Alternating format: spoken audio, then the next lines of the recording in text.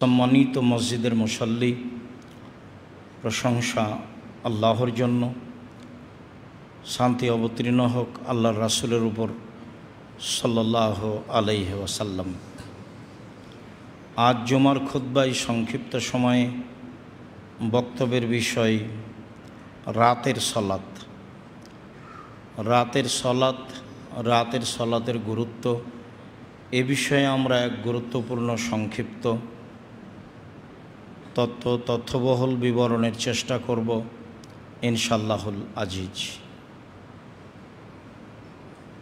মানুষের ৫ ওয়াক্ত সলাতের সাথে সাথে রাতে সলাত আদায় করতে অভ্যাসী হওয়া উচিত।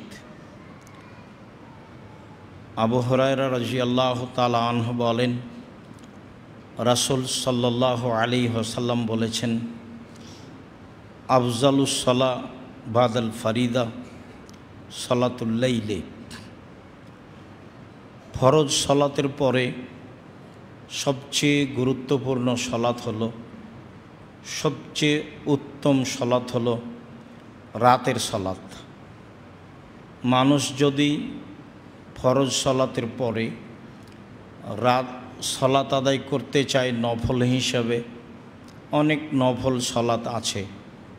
এশরাকের সলাত আছে, চাশতের সলাত আছে, আওয়াবিনের সলাত আছে, হাজাত বিপদ আপদের সলাত আছে, মসজিদে ঢুকে 2 রাকাত সলাত আছে, অনেক নফল সলাত রয়েছে। তার সবচেয়ে উত্তম সলাত হলো রাতের সলাত। এই কথা রাসূল সাল্লাল্লাহু আলাইহি সাল্লাম বলেন। উমামা বাহিলি রাদিয়াল্লাহু তাআলা আনহু বলেন, রাসূল সাল্লাল্লাহু আলাইহি সাল্লাম একদা বললেন, আলাইকুম বিকিয়ামিল লাইল, তোমরা রাতে ইবাদত করো, তোমাদের রাতে ইবাদত করা উচিত, তোমাদের জন্য রাতে ইবাদত করা জরুরি। কেন? ফাইন্নাহু দাবুস সালিহিন কাবলাকুম, এটা হচ্ছে তোমাদের অতীতে চলে যাওয়া নবী রাসূল সিদ্দিক সোহদা পরহেজগার মানুষের কাজ। এটাই ছিল তোমাদের অতীতের সলেহ সৎ সিদ্দিক পরহেজগার মানুষের আদাত অভ্যাস। অতীতে যারাই পরহেজগার মানুষ ছিলেন, সলেহ সিদ্দিক সোহদা ছিলেন, তাদের একটা অভ্যাস ছিল রাতে সলাত আদায় করা। কাজেই তোমরা পৃথিবীর মানুষ, পুরুষ নারী, রাতে সলাত আদায় করতে অভ্যাসী হও, এ কথা রাসূল সাল্লাল্লাহু আলাইহি সাল্লাম বলেন। তিনি তার 3টা সুবিধা উল্লেখ করেন। তিনি বলেন, হুয়া কুরবাতুন লাকুম ইলা রাব্বিকুম, রাতে সলাত আদায় করলে এইটা তোমাদেরকে তোমাদের প্রতিপালকের নিকটে করে দিবে। তোমরা তোমাদের প্রতিপালকের নিকটে হয়ে যাওয়া, কাছে হয়ে যাওয়া। 1 2 ও মুকাফফিরাতুন লিসায়াত, রাতে সলাত মানুষের পাপকে মিটিয়ে দিবে।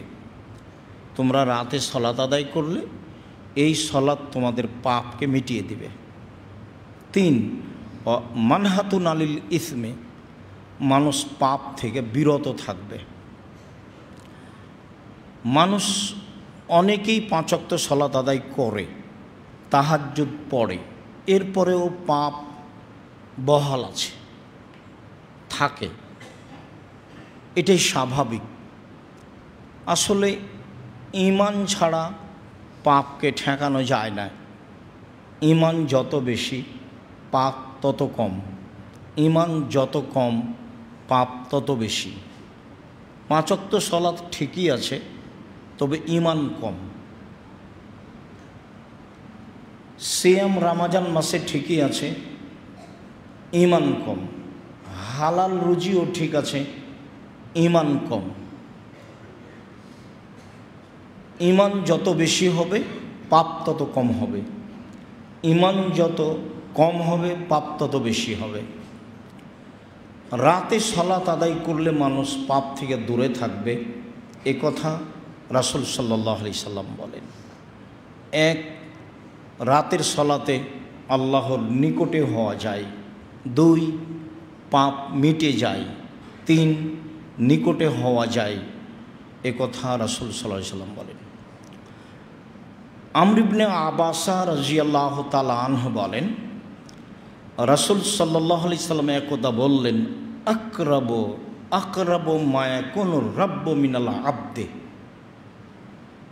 আল্লাহ মানুষের নিকটে হয় সবচেয়ে বেশি কখন? আল্লাহ নিকটে হয়ে যান মানুষের।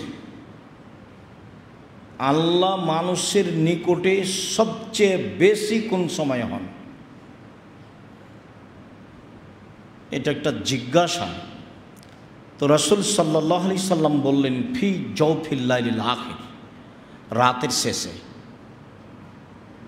রাতের শেষে আল্লাহ তাআলা মানুষের সবচেয়ে নিকটে হয়ে যান। এখন আল্লাহ রাসূল জিজ্ঞাসাকারীকে বলছেন, ফাইনিস্তাতা আন তাকুনা মিম্মা ইয়াযকুরুল্লাহ ফি তিলকা সাআত ফাকুন, তুমি যদি এখন পারো যে এই সময়ে যারা ডাকে তাদের সাথে হতে হও। তুমি তো জিজ্ঞাসা করলে আল্লাহ মানুষের সবচেয়ে নিকটে কখন হন, মানুষ আল্লাহর নিকটে সবচেয়ে কোন সময় হয়? তো সেটা হলো শেষ রাতে। তুমি পারবা? চেষ্টা করো। তুমি যদি পারো তাদের সাথে হতে হও, এ কথা রাসূল সাল্লাল্লাহু আলাইহি সাল্লাম বলেন। আবু উমামা বাহিলি রাদিয়াল্লাহু তাআলা আনহু বলেন, রাসূল সাল্লাল্লাহু আলাইহি ওয়াসাল্লামকে জিজ্ঞাসা করা হয়েছিল, আয়ু দুআয়ে আসমা, সবচেয়ে বেশি দোয়া কবুল হয় কখন? মানুষ কোন সময়ে দোয়া করলে তার দোয়াটা বেশি কবুল হবে? তখন রাসূল সাল্লাল্লাহু আলাইহি সাল্লাম বললেন যে জাওফাল লাইলিল আখিরা, শেষ রাতে। আর বললেন দোবরা কুল্লে সলাতিন মাকতুবা, প্রত্যেক ফরজ সলাতের পরে। ফরজ সলাতের পরে আমাদের দেশে তো নিয়ম উল্টা হয়ে আছে, প্রায় জায়গাতে, অনেক জায়গাতে কমে গেল, এখনও যে খুব একটা কম তা নয়।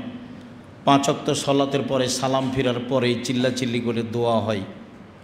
আর মাঝহাবি মসজিদে তো বলাই যায় না, সালাম ফিরার সাথে সাথে এক শ্রেণীর মানুষ দাঁড়ায়, আর ইমাম সাহেব কিছুক্ষণ পরেই হাত তুলে কি বলেন, তারপর কিছুক্ষণ পরে আবার দোয়া শেষ করেন। এগুলো একটাও রাসূলের পদ্ধতি নয়। এটা রাসূলের পদ্ধতিকে অবমাননা করা, অপমান করা। কে কাকে বলবে? ধর্ম তো আলেম ওলামার হাতে আল্লাহ রাসূল দিয়ে গেছেন। আল উলামা ওয়ারাসাতুল আম্বিয়া, আলেমগণ হলেন নবীগণের উত্তরাধিকারী। এই বাক্যটা বলার পরে বলছেন যে লাম ইয়রিসু দিনারান ওয়ালা দিরহামা, নবীগণ আলেম ওলামাকে টাকা পয়সার উত্তরাধিকারী করেননি। ওরা নবীগণের মালিক বটে, উত্তরাধিকার বটে, কিন্তু টাকা পয়সার নাই। ওয়ালাকিন ওয়ারাসুল ইলমা, বিদ্যার উত্তরাধিকারী করেছেন। ফমান আখাজা বেহাজিন অফেল, যে নিল সে পূর্ণ নিল, যে নিবে সে যেন পূর্ণ নেই। এইটা রাসূল সাল্লাল্লাহু আলাইহি ওয়াসাল্লাম বলেন। এখন আলেম ওলামা যারা করছে তারা মাযহাবের দায়ে করুক, স্বার্থে করুক, বুঝে করুক, না বুঝে করুক, বিচার হকের উপরে হবে, ন্যায়ভাবে হবে। তখন কোনো ব্যক্তি দেখে বিচার হবে না। কাজেই এটা একটা গুরুত্বপূর্ণ ইবাদত। রাসূল সাল্লাল্লাহু আলাইহি ওয়াসাল্লাম বললেন, দোয়া কবুল হওয়ার, সবচেয়ে বেশি কবুল হওয়ার 2টা সময়, একটা হলো শেষ রাতে, আর একটা হলো ফরজ সলাতের পরে। জিকির আজকার তাসবিহ তাহলিল যে যেমন বলে। আবু হুরায়রা রাদিয়াল্লাহু তাআলা আনহু বলেন, রাসূল সাল্লাল্লাহু আলাইহি ওয়াসাল্লাম বলেছেন, এনজিলু রব্বুনা তাআলা ইলা সামাই দুনিয়া হিনা ইয়াবকা সুলুসুল লাইলিল আখিরা। যখন রাতের 3 ভাগের 2 ভাগ পার হয়ে যায়, তখন আল্লাহ তাআলা প্রথম আকাশ থেকে, সপ্তম আকাশ থেকে প্রথম আকাশে নেমে আসেন। যখন রাতের 3 ভাগের 2 ভাগ পার হয়ে যায়, তখন আল্লাহ তাআলা সপ্তম আকাশ থেকে প্রথম আকাশে নেমে আসেন। নেমে এসে বলেন, মায়াদুনি ফাস্তাজিব লাহু, কেউ যদি আমাকে ডাকে তাহলে আমি তার ডাকে সাড়া দিব। মায়াসালুনি ফাউতিয়াহু, কেউ যদি আমার কাছে কিছু চায় তাহলে আমি তাকে তা দিয়ে দেব। মায়াস্তাগফিরুনি ফাগফিরাল্লাহু, কেউ যদি আমার কাছে ক্ষমা চায় তাহলে আমি তাকে ক্ষমা করে দেব। তাহলে এটা শেষ রাতেই হলো। আল্লাহ তাআলা রাতের 3 ভাগের 2 ভাগ পার হওয়ার পরে নেমে এসে কথা বলতে থাকেন। এক শ্রেণীর মানুষ বড় দুর্ভাগ্য যে রাত 2টা 3টায় 12টায় 1টায় শয়। যদি রাত 2টা 3টা 12টা 1টায় শয়, তাহলে ও আল্লাহকে কিভাবে মূল্যায়ন করবেন? আল্লাহ তো তার সাথে কথা বলার জন্যই নেমে এসেছেন। আল্লাহ তো আপনার সাথে কথা বলার জন্যই নেমে এসেছেন। আল্লাহ তাআলা তো আমার সাথে কথা বলার জন্যই নেমে এসেছেন।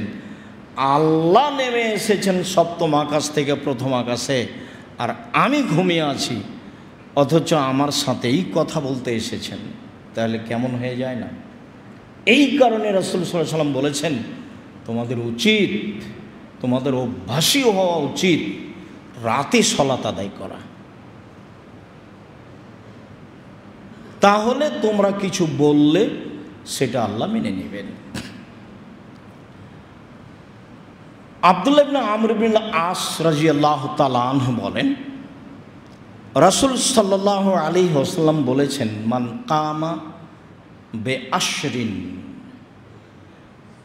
লাম ইউক্তাব মিনাল গাফিলিন, কেউ যদি রাতে 10 আয়াত পড়ে, এটা ধরে নিতে হবে সলাতের সাথে, এমনিও পড়লেও হবে।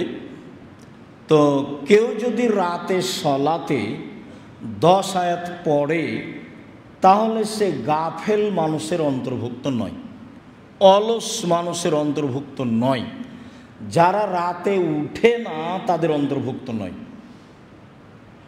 অমান কামা বে মেয়াতে আয়া অবে মেয়াতিন, আর যে ব্যক্তি 100 আয়াত পড়ল, কুতিবা মিনাল কানিতিন, সে ওই সব লোকের তালিকায় চলে যাবে যারা খুব বেশি পরহেজগার।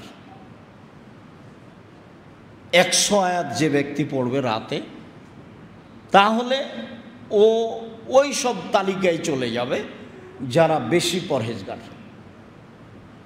অমান কামা বে আলফিন, আর যে ব্যক্তি রাতে 1000 আয়াত পড়ল, কুতিবা মিনাল কানিতিন, যারা ইবাদতে সর্বোচ্চ মর্যাদার অধিকারী, যাদের বেহিসাব নেকি, অনেক নেকি যাদের, তাদের অন্তর্ভুক্ত হয়ে যাবে। এক, রাতে 10 আয়াত পড়লে আপনি গাফেল নন, অন্তত অলস নন।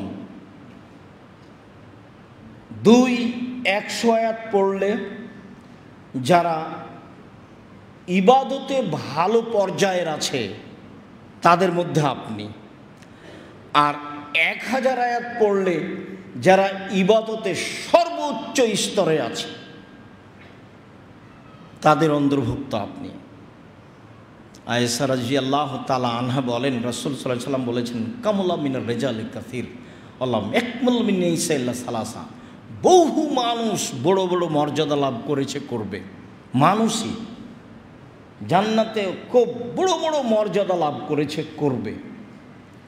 তবে মহিলারা তেমন বড় মর্যাদা লাভ করতে পারেনি, মাত্র 3 জন। তখন তিনি বললেন যে ইমরানের মেয়ে, ঈসা আলাইহিস সালামের মা মারিয়াম, আর ফেরাউনের স্ত্রী আসিয়া, আর আয়েশা রাদিয়াল্লাহু তাআলা আনহার সম্মান সব মহিলার উপরে। যেমন শারীরিক খাদ্য ভালো, সব খাদ্যের উপরে। গোস্তের ঝোলে রুটি ভিজালে তাকে শারিদ বলা হয়। এইভাবে রাসূল সাল্লাল্লাহু আলাইহি সাল্লাম বললেন। বলছিলাম রাতের ইবাদত একটি গুরুত্বপূর্ণ ইবাদত, যা রাসূল সাল্লাল্লাহু আলাইহি সাল্লাম করার জন্য সাহাবীগণকে উদ্বুদ্ধ করেছেন।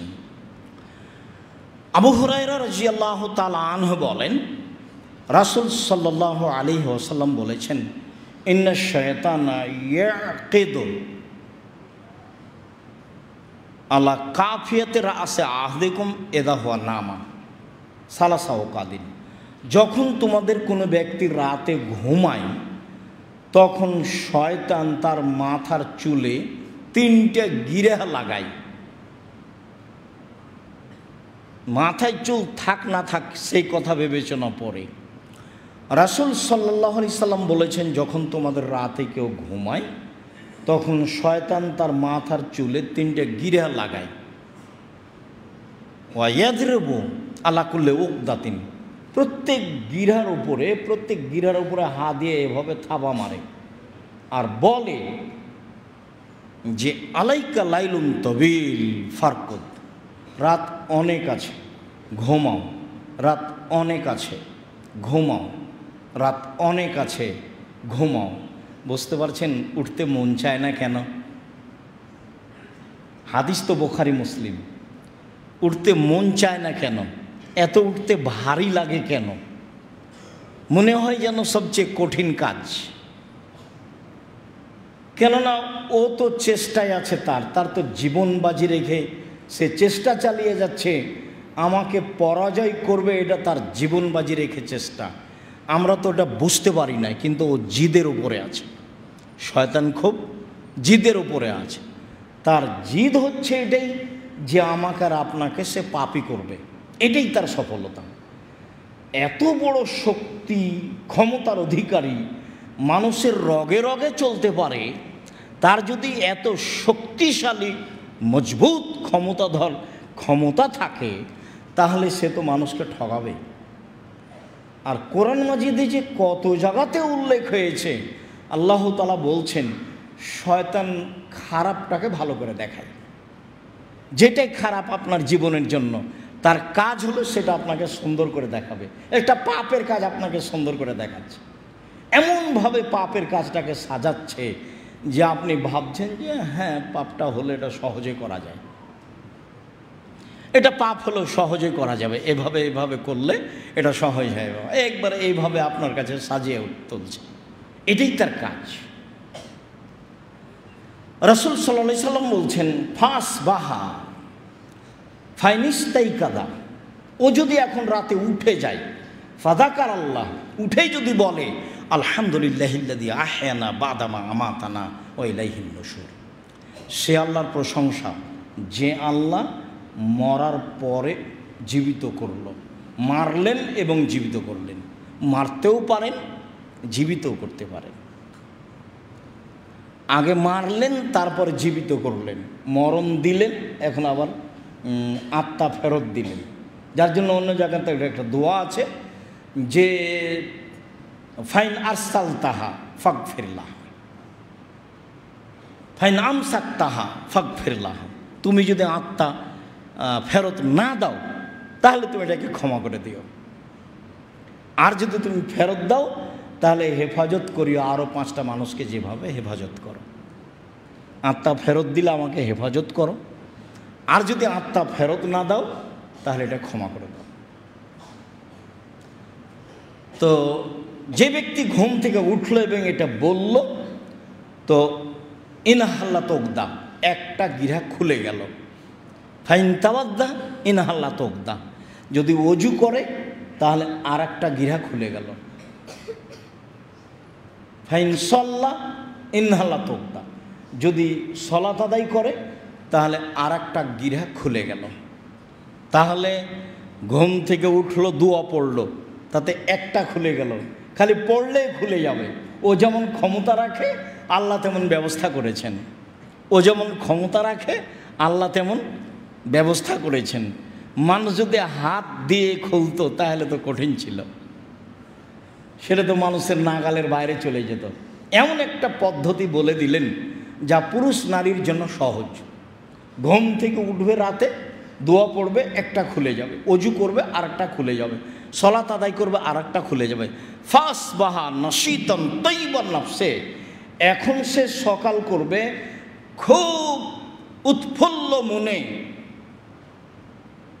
আনন্দ চিত্তে, অলসতা ছাড়াই, অলসতা ছাড়াই, উৎফুল্ল আত্মায়, আনন্দ চিত্তে খুশি হয়ে সে সকাল করবে। ওয়াইল্লা ফাস বাহা খাবিসা নফসে কাসলানা, আর যদি ও না করে তাহলে সব দেখবেন সকালে মুখখান কেমন যেন একেবারেই কেমন কেমন হয়ে আছে, ঘিন ঘিনা মনে হচ্ছে, একেবারে খারাপ লাগছে, মুখটা বিকট হয়ে আছে। 7টা-8টার দিকে উঠে মেশক করছে, ব্রাশ ঘষছে, মুখখান ভারী হয়ে আছে, কেমন কেমন হয়ে আছে এবং অলস অবস্থায় আছে। আল্লাহ রসুল বলছেন, হাদিস বুখারী মুসলিম, হাদিস গ্রন্থে আছে, 1450 বছর থেকে এভাবে আছে। আমল করবে কে? মানুষকেই করতে হবে। যারা পড়াশোনা করছে তাদেরকেই করতে হবে। পড়াশোনা করলাম, আমল করতে পারলাম না, তাহলে তো যারা পড়ে না, যারা এমনি রাস্তাঘাটে থাকে তাদের মতোই হয়ে গেলাম। জানতে হবে এবং আমল করতে হবে। আল্লাহ তুমি কবুল করো। আল্লাহুম্মা সাল্লি আলাইহি আল্লাহুম্মা বারিক।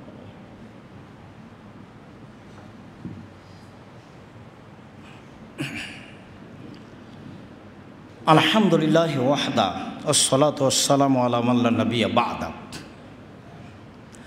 আল্লাহ তাআলা বলেন, কাদ আফলাহাল মুমিনুন আল্লাযীনা হুম ফি সালাতিহিম খাশিউন। ওরাই সফল হলো যারা ভয় ভীতি নিয়ে সালাত আদায় করলো। মনোযোগ সহকারে সালাত আদায় করতে হবে। রাতে উঠে নফল সালাত আদায় করতে হবে ভয় ভীতি নিয়ে, মনোযোগ সহকারে, তাহলে সফল হওয়া যাবে। আল্লাহ তাআলা বলছেন, ওইসব মুমিনই সফল হলো যারা ভয় ভীতি নিয়ে সালাত আদায় করল। এমনিতেই স্বাভাবিকভাবে বেখেয়াল ইবাদত করলে এই ইবাদত অত গ্রহণীয় হবে না। আয়েশা রাদিয়াল্লাহু তাআলা আনহা বলেন, কানান নবী সাল্লাল্লাহু আলাইহি সাল্লাম ইসাল্লি ফিমা বাইনা ইয়াফরুগা মিন সালাতিল ইশা আল ফজরে 11 রাকাত। আল্লাহ রাসূল সাল্লাল্লাহু আলাইহি সাল্লামের নীতিগত অভ্যাস ছিল, নিয়মিত অভ্যাস ছিল, কানা ইসাল্লি, তিনি নিয়মিত রাতে সালাত আদায় করতেন। এশার পর থেকে নিয়ে ফজর পর্যন্ত সময়ে 11 রাকাত সালাত। তাহলে বোঝা যাচ্ছে যে তাহাজ্জুদ পড়ার সময় শুরু হয় এশার সালাতের পর থেকেই, একবারে ফজরের আজান পর্যন্ত। যদিও একাধিক হাদিসে প্রমাণ হয় যে শেষ রাতে তিনি উঠতেনও শেষ রাতে, কিন্তু আয়েশা রাদিয়াল্লাহু তাআলা আনহা বলেন যে এশার সালাতের পর থেকে নিয়ে ফজর পর্যন্ত সময়ে তিনি 11 রাকাত সালাত আদায় করতেন। তাতে তিনি ইসাল্লামু মিন কুল্লি রাকাতাইনে, প্রত্যেক 2 রাকাতের পরে সালাম ফিরতেন। ওয়া ইউতিরু বিওয়াহিদাতিন, 1 রাকাত বিতির পড়তেন। উল্লেখ্য যে 3 রাকাতের হাদিসও বুখারী মুসলিম, 5 রাকাতের হাদিসও বুখারী মুসলিম, 1 রাকাতের হাদিসও বুখারী মুসলিম। তবে রাসূল 1 রাকাত বেশি পড়তেন, এই হাদিস অনেক বেশি। 1 রাকাতের হাদিস বেশি, 3 রাকাত পড়েন ভালো, 5 রাকাত পড়েন ভালো, তবে 1 রাকাত বেশি পড়ার চেষ্টা করেন, এটা সবচেয়ে বেশি ভালো। যদিও ভারত, বাংলাদেশ, পাকিস্তানের এক শ্রেণীর মানুষ বলছে যে বিতরি কি আবার 1 রাকাত হয়, আবার এই কথাও বলছে যে 1 রাকাত বিতর নেই, আবার এটাও আছে যে 1 রাকাত বিতর পড়লে গুনাহগার হবে। একটা মোটামুটি বিবরণ দেওয়া আছে। রাসূল সাল্লাল্লাহু আলাইহি সাল্লামের সালাত বনাম প্রচলিত সালাত, শুধু যাওয়া আসা নয়, নিজে কিছু বই পুস্তক কিনবেন, আহাল পরিবারকে কিনতে বলবেন, ভাই বোন আত্মীয় স্বজনকে কিনে দিবেন। দোকানপাটে বসে তো খাওয়ার জন্য অনেককেই বলেন, দাওয়াতও দেন। তো সেইটাতে কি আসলে এমন নেকি হবে? যদি বই পুস্তক আত্মীয় স্বজনকে দেন, যেখানে অনেকে আমরা যেতে পারি না সেখানে দিয়ে আসলেন, আপনিও লাভবান হবেন, আমরাও লাভবান হব। জানি না যারা আসেন তারা সবাই আল ইতেসাম পত্রিকা পড়েন কিনা। পত্রিকা কিন্তু আপনাদের জন্যই লেখা হয়, অনেক পয়সা খরচ আছে আল ইতেসাম পত্রিকার পিছনে। টাকা কিন্তু আমি বানাই না, এখানে টাকশাল নেই, টাকা কিন্তু আপনাদের। তো নিজে টাকা দিয়ে পত্রিকা ছাপালেন, নিজে পড়লেন না, আরেকজনকে পড়তে বললেন না, পড়ার জন্য সহযোগিতা করলেন না, অথচ এখানে অনেক আলেম ওলামা আছেন যারা কষ্ট করে লিখলেন, যারা ফতোয়া বোর্ডে ফতোয়া পাস করলেন আর প্রেসে ছাপালেন, বিভিন্ন জায়গায় পয়সা খরচ করে পাঠানোর চেষ্টা করা হয়। আপনি অমনোযোগী থাকলেন এত বড় একটা কাজ থেকে কেন? সালাতের উপরে বইটা পড়ুন, পড়া ভালো হবে, আমিও বুঝবো, আপনিও বুঝবেন। রাসূল সাল্লাল্লাহু আলাইহি সাল্লাম এশার সালাতের পর থেকে নিয়ে ফজর পর্যন্ত সময়ে 11 রাকাত সালাত আদায় করতেন। এ কথা আয়েশা রাদিয়াল্লাহু তাআলা আনহা বলেন। মুআয ইবনে জাবাল রাদিয়াল্লাহু তাআলা আনহু বলেন, রাসূল সাল্লাল্লাহু আলাইহি ওয়াসাল্লাম বলেছেন, মা মিন মুসলিমিন ইয়াবিতু আলা যিকরিন তাহিরান, যে কোনো মানুষ অজু অবস্থায় রাতে ঘুমায়, যে কোনো মানুষ অজু অবস্থায় রাতে ঘুমায়, যে কোনো পুরুষ নারী অজু অবস্থায় রাতে ঘুমায়, ফায়াতাআররা মিনাল লাইলি, শেষ রাতে উঠে, কথা আবার ফিরে আসলো, শেষ রাতে উঠে, ফায়াসালুল্লাহ ফিহা খায়রান, তারপর শেষ রাতে উঠে আল্লাহর কাছে কিছু চায়, ফাআতাহুল্লাহু ইয়াহু, তাহলে আল্লাহ তাকে দিবেন, এটা জরুরি, দিবেনই।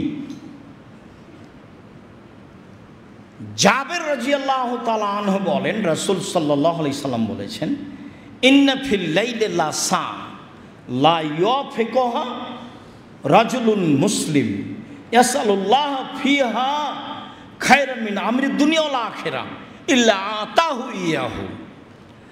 জাবের রাদিয়াল্লাহু তাআলা আনহু বলেন, আল্লাহর নবী বলেছেন, রাতে একটা সময় আছে, অবশ্যই সেটা শেষ রাতে, রাতে একটা সময় আছে, অবশ্যই সেটা শেষ রাতে।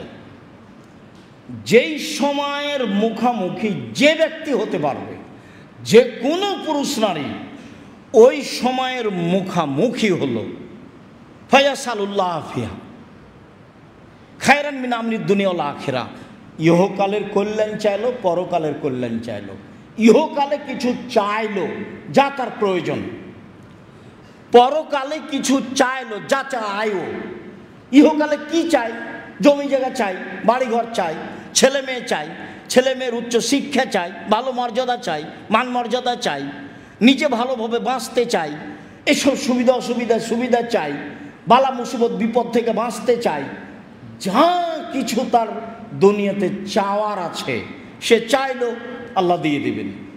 পরকালে জান্নাত চাই, জাহান্নাম থেকে বাঁচতে চাই, কবরের শাস্তি থেকে বাঁচতে চাই। তো পরকালের কল্যাণ সম্পর্কে যা চাইবে তাই দিয়ে দিবেন, ইহকালের কল্যাণে যা চাইবে তাই দিয়ে দিবেন। এই হাদিসে বোঝা যাচ্ছে যে এটা নির্ধারিত সময় আছে। আর আগের হাদিসে বোঝা গেল যে শেষ রাতে, তবে অজু অবস্থায় ঘুমালে শেষ রাতে উঠলে যা চাইবে তাই পাবে। তাহলে দুইটার সমন্বয়ে রাত শেষ, এটাই ঠিক। আর অজু অবস্থায় ঘুমালে বেশি ভালো হবে, এটাই ঠিক। তখন আমি আমার দুনিয়াবি দাবি দেওয়া পেশ করতে পারবো, সহজেই কবুল হবে। তখন আমি আমার পরকালীন দাবি দেওয়া পেশ করতে পারবো, যেটা সহজেই কবুল হবে ইনশাআল্লাহ। নিরাশার কিছু নেই, আল্লাহ তো দেওয়ার জন্যই আছেন, নিরাশার কি আছে? উবাদা ইবনে সামিত রাদিয়াল্লাহু তাআলা আনহু বলেন, রাসূল সাল্লাল্লাহু আলাইহি সাল্লাম বলেছেন, মান আররা মিনাল লাইলি, যে ব্যক্তি শেষ রাতে উঠল, ঘুম থেকে শেষ রাতে জাগলো, ফাকালা, তারপরে বলল, লা ইলাহা ইল্লাল্লাহু ওয়াহদাহু লা শারীকা লাহ, আল্লাহ ছাড়া কোনো মাবুদ নেই, তার কোনো শরিক নেই, লাহুল মুলকু ওয়া লাহুল হামদু, রাজত্ব তার, প্রশংসা তার, রাজত্ব তার, প্রশংসা তার, রাজত্ব তার, প্রশংসা তার, ওয়া হুয়া আলা কুল্লি শাইইন কাদির, তিনি সর্বশক্তিমান। তারপরে বলল, সুবহানাল্লাহি আলহামদুলিল্লাহি ওয়া লা ইলাহা ইল্লাল্লাহু আল্লাহু আকবার। সুবহানাল্লাহি, আল্লাহর পবিত্রতা বর্ণনা করি, আলহামদুলিল্লাহ, প্রশংসা আল্লাহর, সুবহানাল্লাহি ওয়া আলহামদুলিল্লাহি ওয়া লা ইলাহা ইল্লাল্লাহ, আল্লাহ ছাড়া কোনো মাবুদ নাই, আল্লাহু আকবার, আল্লাহ সবচেয়ে বড়। তারপরে বলল, লা হাওলা ওয়ালা কুওয়াতা ইল্লা বিল্লাহ, বাহ্যিকভাবে আন্তরিকভাবে নড়াচড়া করার কোনো শক্তি নাই, আমি নিজে কিছুই করতে পারি না, আমি একটা জড় বস্তু, যা কিছু করি, যা কিছু হয় তার ক্ষমতার ভিত্তিতে। ফাইন দাউস্তু জিবালাহ, এখন যদি কিছু দোয়া করে, আর যেটাও করবে সেটা আল্লাহ মেনে নেবেন, যেটা ও বলবে সেটা আল্লাহ দিয়ে দিবেন, যেটা ও চাইবে সেটা আল্লাহ দিয়ে দিবেন। ফাইন তাওয়াদ্দা ওয়া সাল্লা ফাকাবালাত সালাতুহু, এখন যদি ওযু করে আর সালাত আদায় করে তাহলে তার সালাত কবুল হবে। তাহলে বোঝা যাচ্ছে যে এই দোয়া ঘুম থেকে উঠে, ওযুর আগেই, ঘুম থেকে উঠেই, লা ইলাহা ইল্লাল্লাহু ওয়াহদাহু লা শারীকা লাহু লাহুল মুলকু ওয়া লাহুল হামদু ওয়া হুয়া আলা কুল্লি শাইইন কাদির, সুবহানাল্লাহি ওয়া আলহামদুলিল্লাহি ওয়া লা ইলাহা ইল্লাল্লাহু আল্লাহু আকবার, লা হাওলা ওয়া লা কুওয়াতা ইল্লা বিল্লাহ।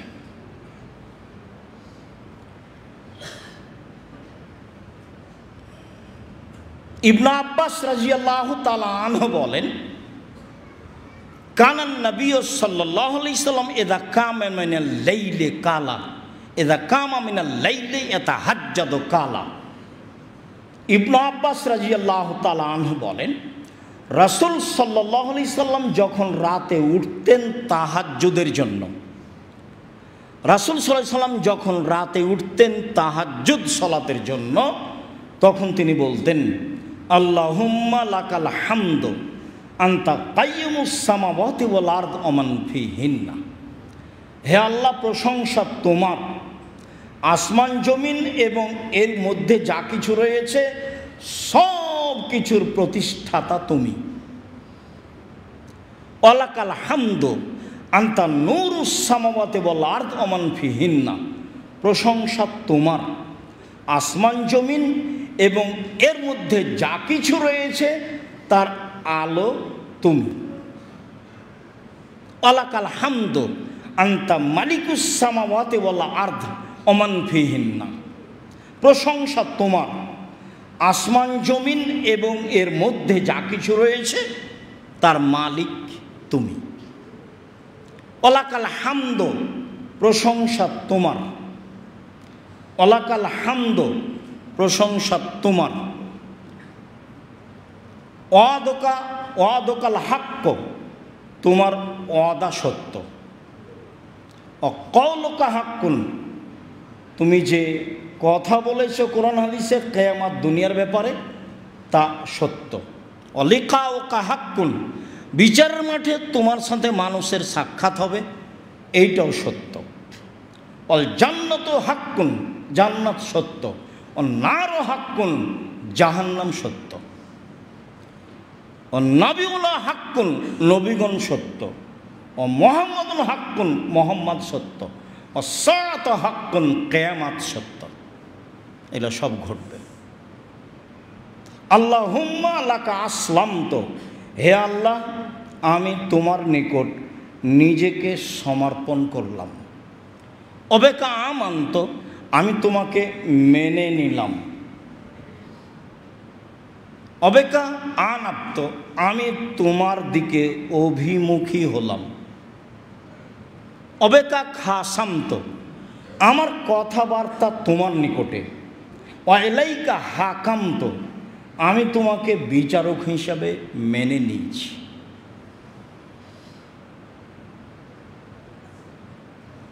ফাগফিরলি মা কাদ্দামত অমা আক্ষার্ত অমা আশ্রার্ত অমা আলান্ত অমান্তা আলাম বেহিমিন, তুমি আমাকে ক্ষমা করে দাও যা আগে করেছি, যা পরে করেছি, যা প্রকাশ্যে করেছি, যা গোপনে করেছি, আর যা তুমি জানো আমি জানি না। তুমি জানো কখন কোন পাপ করেছি, আমি সেটা ভুলে গেছি। আগের পরের, গোপনে প্রকাশ্যে যা করেছি ক্ষমা করে দাও, আর যা তুমি জানো আমি জানি না সেটাও ক্ষমা করে দাও। আন্তাল মুকাদ্দেম ও আন্তাল মুআক্খির, তুমি আগে থেকে আছো, চিরদিন থাকবে। লা ইলাহা ইল্লা আনতা, তুমি ছাড়া কোনো মাবুদ নাই। ওয়া লা ইলাহা গায়রুকা, তুমি ছাড়া সত্যি কোনো মাবুদ নেই, তুমি ব্যতীত সত্যি কোনো মাবুদ নাই। এই কথা রাসূল সাল্লাল্লাহু আলাইহি ওয়াসাল্লাম বলতেন রাতে ঘুম থেকে উঠে। তাহলে আগে আমরা ওইটা পড়ি, তারপরে এইটা, আর একটা হাদিস পড়ি, তারপর ফলাফলে আসব। ইবনে আব্বাস রাদিয়াল্লাহু তাআলা আনহু বলেন, বিত্ত ইনদা খালাতি মাইমুনাতা লাইলাতান, আমি আব্দুল্লাহ ইবনে আব্বাস একদা আমার খালা মাইমুনার কাছে রাতে ছিলাম। আমি আব্দুল্লাহ ইবনে আব্বাস আমার খালা মাইমুনার কাছে রাতে ছিলাম। নবী ও ইন্দাহা, তাকদির বশত সেই দিন আবার আল্লাহর নবী আমার খালার কাছে ছিলেন। আমি একদা রাতে আমার খালার কাছে ছিলাম, সেই দিন তাকদির বশত দেখি আল্লাহ রাসূল আমার খালার কাছে। ফাতাহাদ্দাসা মা আহলিহি সাআতান, দেখলাম তিনি তার স্ত্রীর সাথে, পরিবারের সাথে কিছু কথা বললেন। কি কথা হতে পারে? সাংসারিক হতে পারে, ইবাদত বান্দেগীর হতে পারে, প্রয়োজনীয় কোনো সমস্যা হতে পারে। প্রয়োজনীয় কথা তিনি স্ত্রীদের সাথে বলতেন, সমস্যার কথা তিনি স্ত্রীদের সাথে বলতেন। খাদিজাকে বলছেন, খাদিজা আমার যে কি হয়, আমি মারা যাই না কি? গাড়ে হিরেই আজকে যা কিছু ঘটলো তা তো ঘটলই, তুমি আমাকে কম্বল দিয়ে জড়িয়ে ধরো। উনি ভয় পেয়ে এগুলো বলছেন, তাহলে নিজের কথা তিনি স্ত্রীকে বলতেন। তার স্ত্রী বলেন, বলেন কি আপনি? কাল্লা, কখনো নহে, অসম্ভব, এটা হতে পারে না। আপনি মারা যাবেন মানে এইটা কি? আরে আপনি তো অসহায় মানুষের পাশে দাঁড়ান, আপনি নিঃস্ব মানুষকে সহযোগিতা করেন। এগুলো তিনি কারণ উল্লেখ করলেন। অসহায় মানুষের পাশে দাঁড়ালে আল্লাহর সাহায্য থাকে ভিন্ন। এই জন্য মানুষকে ব্যবসা করতে হবে বড় থেকে বড় অসহায় মানুষের পাশে দাঁড়ানোর জন্য, সরকারকে উঠানো বসানোর জন্য নয়। টাকার দাম আছে, টাকা ইনকাম করতে হবে অসহায় মানুষের পাশে দাঁড়ানোর জন্য। আর আপনি বলেন কি আপনার এভাবে দুর্ঘটনা হবে মানে? আপনি তো অসহায় মানুষের পাশে দাঁড়ান, নিঃস্ব মানুষের সহযোগিতা করে থাকেন, আত্মীয়তা সম্পর্ক বজায় রাখেন। আত্মীয়তা সম্পর্ক বজায় রাখা খুবই কঠিন। ভাই ভাই টিকা যায় না, ভাই ভাই ঠাঁই ঠাঁই। এমন গণ্ডগোল করলো দুই ভাই আমাদের গ্রামের চোখের সামনে, দিয়ে ঢেঁকিটা কেটে ভাগ করে নিল। ওটা আমার দৃশ্য খুব মনে পড়ে। তারপরে বলছে যে এখানে তো থাকবো না, এমন এক জায়গায় চলে যাব এই জমি বিক্রি করে, এমন এক মানুষের হাতে যে মানুষ তোকে গুতা দিতে পারে। ওর ভাইকে বলছে এভাবে, জমিটা ওর ভাইকে দেবে না। তো আত্মীয়তার সম্পর্ক বজায় রাখা খুব কঠিন, দল সংগঠন করলে আরও কঠিন, মানে টিকাই কঠিন। এগুলোর ভিত্তি হচ্ছে শত্রুতা দিয়ে, হিংসা বিদ্বেষ দিয়ে। একজন আর একজনের সাথে টিকতে পারবে না, এর ভিত্তি ভালো নয়। তো আপনি টিকবেন কি দিয়ে? খালি ও জেহেন, মস্তিষ্ক খালি রাখতে হবে। কারো ভালোবাসা এখানে নেই। যেখানে কোরআন এবং সহিহ হাদিস আছে সেখানে আমি আছি, তাহলে আপনি সহজ পথ পাবেন, আপনার জন্য হবে সহজ পথ, তাছাড়া কঠিন হয়ে যাবে। রাসূল সাল্লাল্লাহু আলাইহি সাল্লাম উম্মু সালমাকে বলছেন, উম্মু সালমা, আচ্ছা কেউ তো হুদায়বিয়ার যুদ্ধ থেকে ফিরে যেতে চায় না, আবার এখানে আমি কুরবানি করতে বলছি, কেউ কুরবানি করতে চায় না। কেউ যে কুরবানি করতে চায় না, এখন কি করা যায়? তখন উম্মু সালমা রাদিয়াল্লাহু আনহা বলছেন, আরে আপনি নিজেরটা করে ফেলেন না আগে, তাহলে দেখা যাবে কি হয়। বলে হ্যাঁ ঠিক ঠিক আছে। তো আল্লাহ রাসূল স্ত্রীর কথা শুনে নিজে কুরবানি করলেন। তো সব সাহাবী দেখলেন আর কি করা যায়। যেই সাহাবী না বলতেই পায়ের জুতা খুলে দেন, সেই সাহাবীকে আর এখন কুরবানি করতে দেরি করবেন?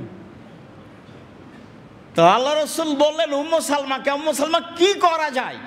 কেউ যে কুরবানি করতে চায় না, তো আপনি চিন্তা করছেন কেন? আপনি নিজেরটা করে ফেলেন না, তাহলে দেখবেন কি হয় অবস্থা। তো ঠিকই করে ফেললেন। তো আমি সেদিন ছিলাম আমার খালার কাছে। আল্লাহ রাসূল তার পরিবারের সাথে কিছুক্ষণ কথা বললেন। কি বললেন? প্রয়োজনে কিছু বললেন, রাকাদা, তারপর তিনি ঘুমিয়ে গেলেন। ফালাম্মা কানা সুলুসুল লাইলিল আখিরা, যখন রাতের 3 ভাগের 2 ভাগ পার হয়ে গেল, কাদা, দেখলাম তিনি উঠে বসলেন। মানে আমি ছোট হলে কি হবে, আব্দুল্লাহ ইবনে আব্বাস বললেন বুদ্ধির অভাব নেই, পরিস্থিতি খুব লক্ষ্য করতে পারেন। উনি নিজে গিয়ে সালাতে দাঁড়িয়েছিলেন, তো দাঁড়িয়েছিলেন বাম দিকে, আমি বাম দিকে দাঁড়ালাম। তখন আমার মাথার সামনের চুল ধরে পিছন দিক দিয়ে টেনে তিনি আমাকে ডান দিকে করে দিলেন। তো উঠলেন, উঠে বসলেন। ফানাজারা ইলা সামায়ে, আকাশের দিকে তাকালেন। উঠে বসেই আকাশের দিকে লক্ষ্য করছেন। বাড়ি ঘর আর কি, ভাঙাচোরা একরকম কি আছে, আমরা তো অনেক জায়গায় তাহলে আকাশ দেখাই যায় না। তো আকাশের দিকে দেখলেন, আর আকাশ এত আলো বাল্ব জ্বলছে যে আকাশ ভালো করে বোঝাই যায় না। সময়ের গতি। আকাশের দিকে তাকালেন, দিয়ে বলতে লাগলেন, ইন্না ফি খালকিস সামাওয়াতি ওয়াল আরদ ইখতিলাফিল লাইলি ওয়ান নাহার লায়াতিন লিউলিল আলবাব। নিশ্চয়ই আসমান জমিনের সৃষ্টিতে আর রাত দিনের আসা যাওয়াতে জ্ঞানী মানুষের জন্য নিদর্শন রয়েছে। কিভাবে আসে রাত, কিভাবে যায় রাত, কিভাবে আসে দিন, কিভাবে যায় দিন, কিভাবে আকাশ সৃষ্টি, কিভাবে জমিন সৃষ্টি, জ্ঞানী মানুষের জন্য এতে নিদর্শন রয়েছে। তারা কারা? আল্লাযীনা ইয়াযকুরুনাল্লাহা কিয়ামান ওয়া কুউদান ওয়া আলা জুনুবিহিম ওয়া ইয়াতাফাক্কারুনা ফি খালকিস সামাওয়াতি ওয়াল আরদ। যারা দাঁড়ানো অবস্থায়, শোয়া অবস্থায়, বসা অবস্থায় আল্লাহকে ডাকে। মানে রাতে লম্বা সময় কিরাত করতে হবে, বসে তাসবিহ তাহলিল জিকির আজকার করতে হবে, শুয়ে গিয়েও দোয়া পড়তে হবে, যত দোয়া আছে। যারা আল্লাহকে ডাকে দাঁড়িয়ে, বসে, শুয়ে এবং আসমান জমিনের সৃষ্টি নিয়ে চিন্তা করে, একটু ভাবা উচিত, একটু ভাবতে হবে। যারা ভাবে তারা হলো জ্ঞানী মানুষ। তারপরে বলে, রব্বানা মা খালাকতা হাযা বাতিলান সুবহানাকা ফাকিনা আযাবান নার। হে আমাদের প্রতিপালক, তুমি এগুলো অনর্থক সৃষ্টি করনি। আকাশ জমিন কি তুমি এমনি সৃষ্টি করেছ? চন্দ্র সূর্য কি তুমি এমনি সৃষ্টি করেছ? এগুলো অনর্থক করনি। কি আর বলি, তুমি তোমার পবিত্রতা বর্ণনা করি, তুমি আমাদেরকে জাহান্নাম থেকে বাঁচাও।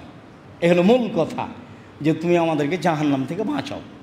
রব্বানা ইন্নাকা মান তুদখিলিন নারা ফাকাদ আখযাইতাহুম লিয-যালিমিনা মিন আনসার। হে আমাদের প্রতিপালক, তুমি যাকে জাহান্নামে দিলে তাকে তুমি অপমান করলে, অপরাধীর সাহায্যকারী কেউ নেই। হে আমাদের প্রতিপালক, তুমি যাকে জাহান্নামে দিলে তাকে তুমি অপমান করলে, জালেমের সহযোগী কেউ নেই। রব্বানা ইন্নানা সামি'না মুনাদি ইউনাদি লিল ঈমান। হে আমাদের প্রতিপালক, আকাশ থেকে ডাক শুনলাম। হে আমাদের প্রতিপালক, আকাশ থেকে ডেকে বলছে ঈমানের জন্য, আমিনু, তোমরা আল্লাহকে মেনে নাও। আকাশ থেকে ডাক শুনলাম, ডাকটা হলো এই, আমিনু, তোমরা আল্লাহকে মেনে নাও। শোনো, ফামান্না, মেনে নিলাম। ঠিক আছে, তাই হলো, মেনে নিলাম। এখন মেনে নিয়েছি, কয়েকটা কথা শোনো। কি? রব্বানা ফাগফির লানা যুনুবানা ওয়া কাফফির আন্না সাইয়্যাতিনা ওয়া তাওফানা মা'আল আবরার। একসাথে কয়েকটা কথা। 1, পাপ ক্ষমা করে দাও। 2, পাপ মিটিয়ে দাও। 3, ভালো মানুষের সাথে মরণ দাও, স্বাভাবিক মরণ চাইনি। 1, পাপ ক্ষমা করে দাও। 2, পাপ মিটিয়ে দাও। 3, ভালো মানুষের সাথে মরণ দাও।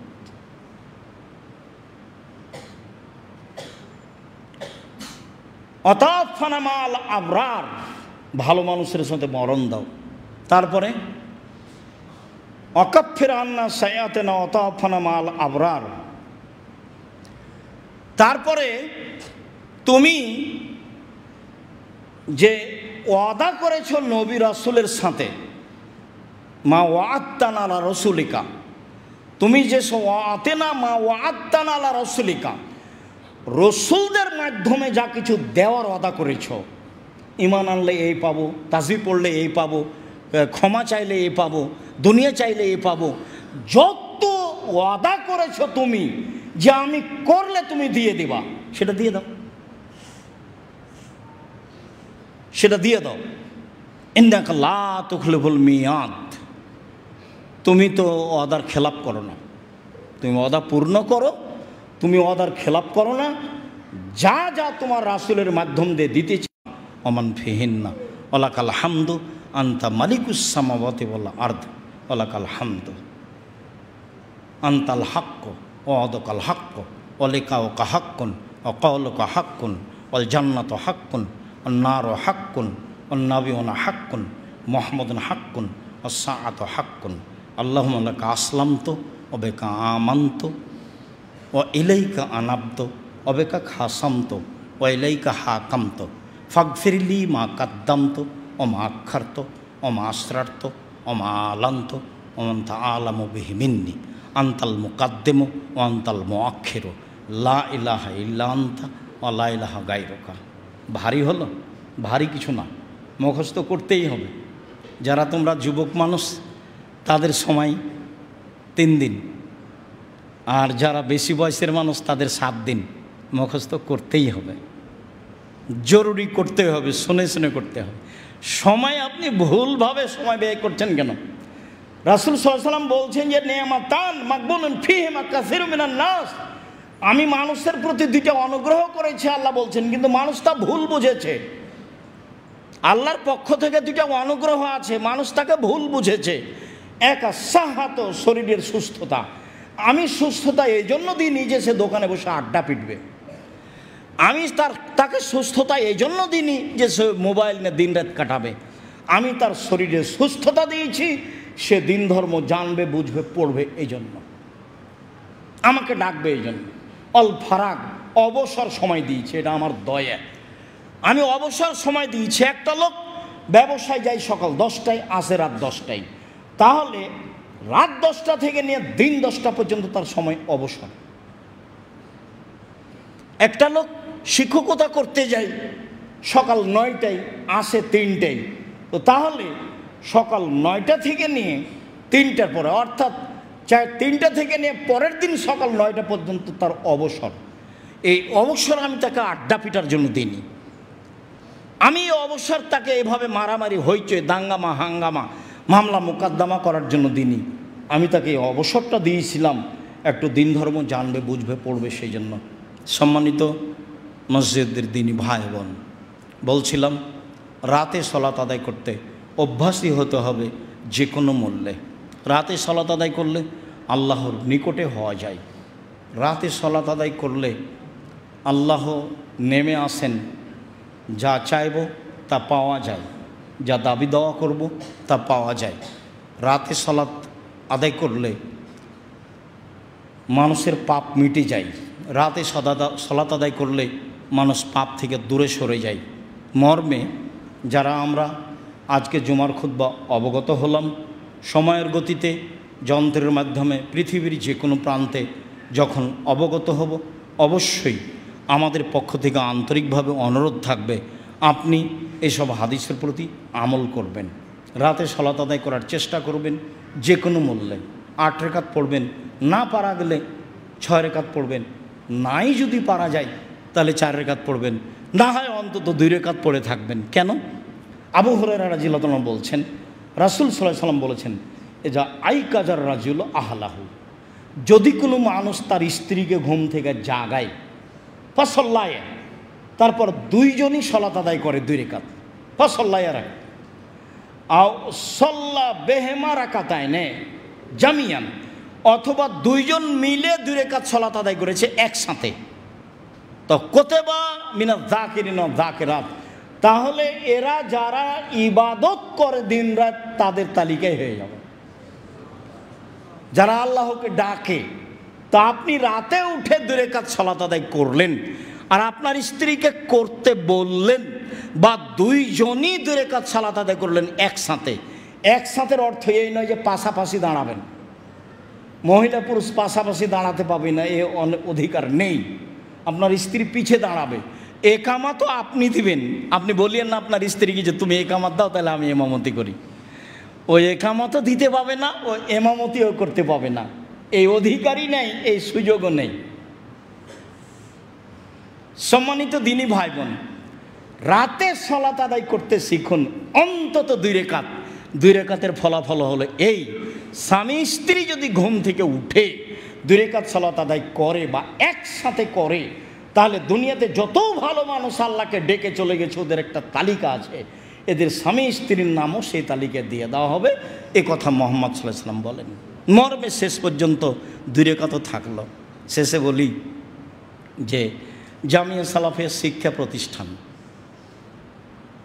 শিক্ষাই মানুষকে ভুল পথ থেকে সঠিক পথে নিয়ে যেতে পারে। আবার সঠিক পথ আর ভুল পথ এটাও খুব কঠিন, কেননা বহু প্রতিষ্ঠান আছে সেটা মানুষকে বেদাত শিখায়, শিরক শিখায়, সেটা তো আর সঠিক পথ হলো না, সেটা ভুল পথই হলো।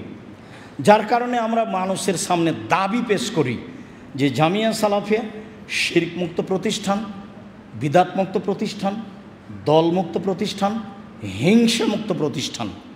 জামিয়া সালাফিয়া দেশের সর্বোচ্চ প্রতিষ্ঠান, শিক্ষা মানে, আয়াতনে, শিক্ষক সংখ্যায়, ছাত্র সংখ্যায়, এটা আপনাদের প্রাণের প্রতিষ্ঠান। যেহেতু আমরা আপনাদের সামনে পেশ করছি এইভাবে, কাজে আপনার ভালোবাসা আমরা দাবি করি সেইভাবে। মর্মে যেখানে যে দিনী ভাই বোন দেশে বিদেশে থাকেন, তাদের কাছে আমি আব্দুর রাজ্জাক বিন ইউসুফ জরল একটা দাবি রাখি, একটু বলবেন আল্লাহ তুমি জামিয়া সালাফে কবুল করো। উপরে কবুল হলে নিচে সহজ। যেহেতু আল্লাহ নিজে কোনো কাজ করেন না, মানুষের সহযোগিতাই করেন, রাসূলেরও কোনো কাজ চলেনি অর্থ সম্পদ জনগণ সহযোগিতা ছাড়া। আজও জামিয়া সালাফিয়া চলবে সহযোগিতা ছাড়া, এটা নয়। মর্মে যদিও আমরা দেখছি দিনান্দিন জামিয়া সালাফে এক ধরনের ছিল, আর এক ধরনের হচ্ছে, তাহলে টাকা এমনিতেই আসে না, মানুষেই দেয়। আপনি যদি তার মধ্যে না থাকেন, তাহলে আমি মনে করি আপনার যেটা এটা দুর্ভাগ্যের ব্যাপার। যারা দেশ বিদেশে দিনী ভাই বোন থাকেন, মুসলমান থাকে, তাদের যদি 10 টাকা জামিয়া সালাফে না থাকে, তাহলে আমি মনে করব এটা তার দুর্ভাগ্যের ব্যাপার। বহুদিন বলছি পতিতালয়ের মহিলা যদি কুকুরকে পানি পান করে জান্নাত পেতে পারে, এই শিরক বেদাত মুক্ত হিংসা মুক্ত প্রতিষ্ঠানে মানুষ 10 টাকা দান করলে সে জান্নাত পাবে ইনশাআল্লাহ। আর এইগুলো হচ্ছে দানের একটা মাধ্যম। বড় দান যে বড় ইবাদত, মানুষে বলল তাই আমি কষ্ট পেলাম, এইটা নয়। ইবাদতের জগতে একটা শক্তিশালী ক্ষমতাধর বড় ইবাদত হলো দান। আর এসব ব্যবস্থাপনা যখন থাকে, তখন মানুষ সময়ের গতিতে কিছু দিতে বা বলতে শিখে। মর্মে আমি সকলের নিকটে অনুরোধ রাখি, যারা সামনে আছেন, যারা দেশে বিদেশে আছেন, যারা সময়ের গতিতে জানতে পারবেন, আমাদের অ্যাকাউন্ট নাম্বার আছে, মোবাইল নাম্বার আছে, আরও যেসবগুলো ব্যবস্থাপনা আছে, সময়ের গতিতে অবগত হবেন। আমি আপনাকে জামিয়া সালাফে আল্লাহকে সন্তুষ্ট করার জন্য দানের হাত প্রশস্ত করার জন্য আন্তরিকভাবে অনুরোধ জানাচ্ছি। যা দিয়ে আপনার পরকাল সফল হবে, যা দিয়ে আপনার ইহকাল সফল হবে, যা দিয়ে আপনার সর্ব ধরনের সমস্যা দূরে হবে, ইনশাল্লাহ হবেই। সমস্যা দূরের মাধ্যম হলো দান। তাহাজ্জুদ পড়ে সমস্যা দূর করা যায় না, দান করেই দূর করা যায়, যা একাধিক আয়াত হাদিস তার উপরে প্রমাণ করে। মর্মে সকল দিনই ভাই বোনকে জামিয়া সালাফের জন্য আন্তরিকভাবে দোয়া করার অনুরোধ জানিয়ে এবং দানের হাত প্রশস্ত করার অনুরোধ জানিয়ে আজকের আলোচনা অনুযায়ী বাকি জীবন আমল করার অনুরোধ জানিয়ে আজকের জুমার খুতবা এখানেই শেষ করলাম।